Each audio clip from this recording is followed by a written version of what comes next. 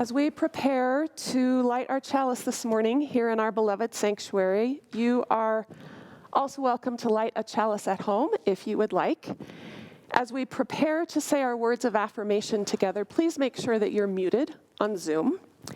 Shannon will post the words in the chat, and as Mary lights the chalice, we invite you to speak aloud as we remember our congregational covenant.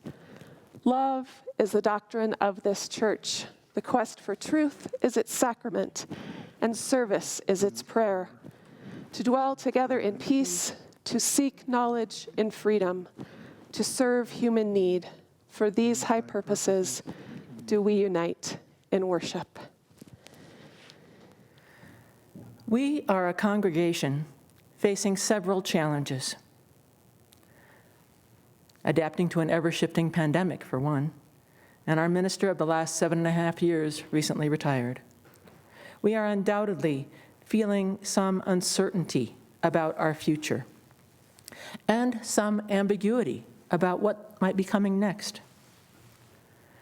Yet, we have to remember that we also come from a very strong position, and we have significant internal and external resources upon which to draw on. And we'll get through this transition time much easier if we can acknowledge and accept the coming changes, stay open to what's possible and be adaptable, define who we are, where we're going, and have patience with one another and proceed with kindness and trust. We could see this time as a challenge, and we have, but it might be better to think of it as a calling. What is a calling? Greg Levoy subtitled his book, Callings, with the line, "Finding and following an authentic life." In another book called The Call by David Spangler, he describes it as a quest for identity, saying, we have a deep need for identity. Belonging to something larger than ourselves is a way of telling ourselves, this is who I am. As we initiate this transition process, we are on a journey, one that is well charted, mapped, and outlined with guidance offered through our UUA regional support. We can trust this process. They've helped many congregations through this same transition. And best of all, we can trust our own congregation right here in Durango. By the way, you are the you in this congregation. No, really, we can do this. Lori Meininger reminded us in November. She said, change and the resilience and growth that come with it are not new to this fellowship. Remember that all our previous challenges are part of what has made us who we are as a church, and we will undoubtedly grow spiritually in this process as well. It is up to us to make it happen. We can facilitate our spiritual growth and create a smoother transition if we can be intentional about this process and by defining our calling. Much of our call is embedded in our affirmation, that beautiful covenant promise that we make every week to one another. And the good news is we don't have to have it all figured out right away, but we do need to be thinking about it and reflecting on it spiritually and engaging in dialogue with one another about it, letting it speak through our hearts. Love is the doctrine of this church. We shall quest for this truth and come to know the sheer joy of service as a prayer. To get the juices flowing, we might want to revisit the strategic plan that was generated during our 2017 summit. It's posted on the website. You can just search for it. The opening lines read, UUFD's mission is to provide a home for liberal religion, spiritual exploration, and personal growth. Our mission is to provide lifespan religious education that draws on multiple sources and explores religious, spiritual, intellectual, and ethical questions. Our mission is to work toward a community with peace, liberty, and justice for all. And by the way, we're not done with this conversation. We'll be doing more to update our vision and mission in coming months and years. And we will likely do so within the context of challenging times. COVID, climate change, defending democracy, you name it. Part of our context is also the growth that we've experienced in recent years. Our context has grown both, our congregation has grown both physically and spiritually through time, but especially so with Reverend Katie's leadership. Some of you may recall a talk I gave back on October of 2018 titled "The Toughest Transition," describing the Alban Institute research on typical growth congregation plateaus. At the time, I described how we're in the early stages of making a shift from pastoral to program size. Excuse me. From pastoral size, being minister-centric size, where everyone kind of knows most everybody, to program size, where as the needs expand, with the congregational size expanding, we become more program-centric, with strengths of congregations clustering and connections of smaller clusters or groups nested within the larger church, such as a covenant group or a task force we serve on, one of those various teams that where we contribute our skills. All of these different parts add up to the whole functioning system.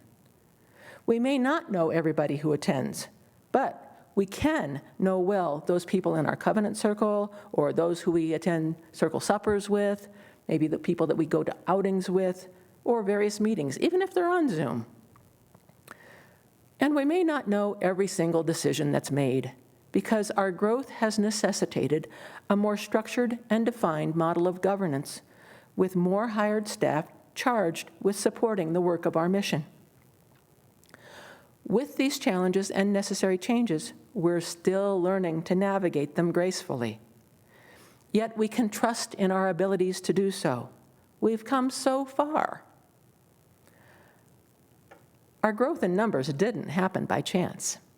Our congregation has had a very successful history as a thriving liberal religious home in the Four Corners region. Just to kind of remind ourselves, let's take a look at how far we've come with the help of our congregational ancestors. With 15 founding members, our congregation was chartered by the UUA in September of 1967 as part of the fellowship movement. As a lay-led fellowship, members created Sunday services and managed all the basic functions. Members initially met in their homes, later at 848 East 3rd Avenue. Then by 1990, rented a room in the Smiley Building. And when that space no longer accommodated the 70 or so folks that kept coming, it was time to grow again. In December of 2006, UUFD took a big, scary leap and purchased, then moved into our current location here on San Juan. By the way, how many of you remember those hard benches? I sure do. The new building brought even more growth. After 45 years of lay-led services, the congregational growth topped over 100 members. And with growth came complexity, such that a functioning church could no longer be easily managed with a lay ministry alone. And as pastoral needs grew, along with congregational size, the need for professional religious leadership became very clear. In the spring of 2014, our congregation invited Reverend Katie Kendarian Morris to join us, first as developmental minister, and then as our first called minister in 2016. 1 year later, we were named as a breakthrough congregation by the Unitarian Universalist Association. This is an honor granted to those congregations who model vitality and successful approaches to leading change. By the way, you can find an article describing this laudable distinction by Googling UU World and the phrase, "Come and join us." By the time we celebrated our 50th anniversary in 2017, our congregation had grown to over 140 members. And since then, we've expanded the sanctuary to accommodate growth in attendance and added Columbine House to support our faith formation classes. It is indeed a rich and wonderful history.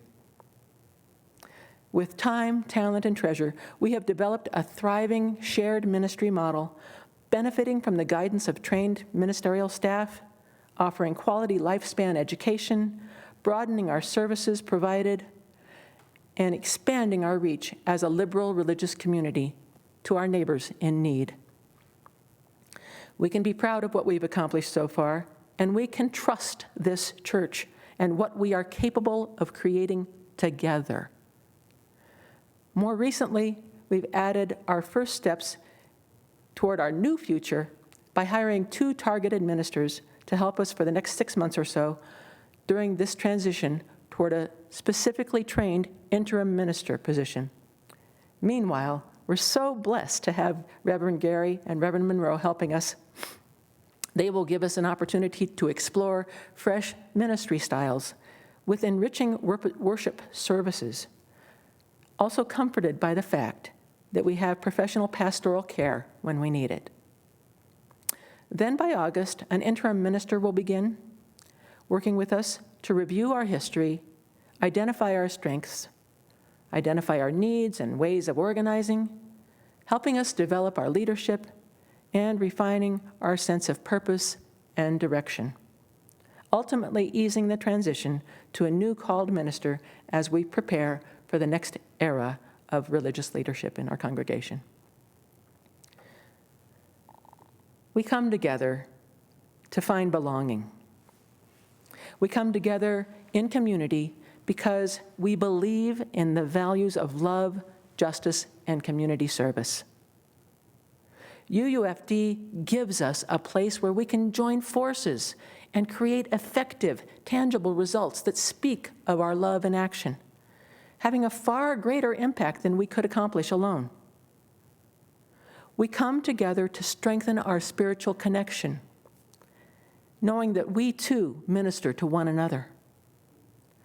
Together, we create spiritual, supportive home where we can share our common values no matter our theological perspective.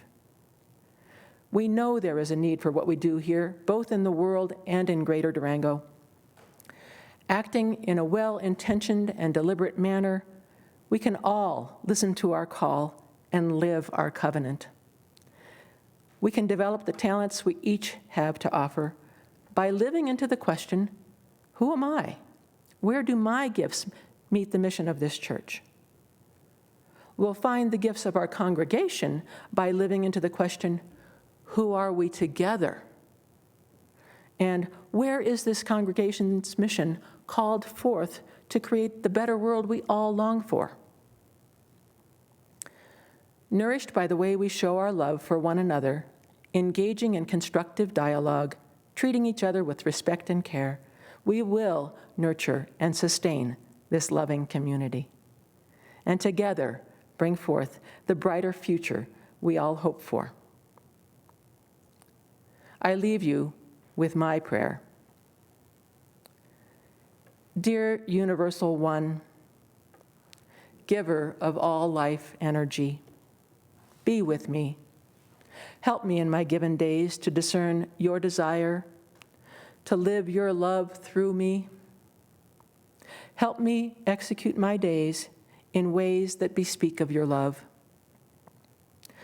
My dear beloved community, so near, be with me. Help me in my given days to live the dreams we share for a better world. Let us together be stronger, braver, to bring alive our love for this world. May it be so. Blessed be, and amen.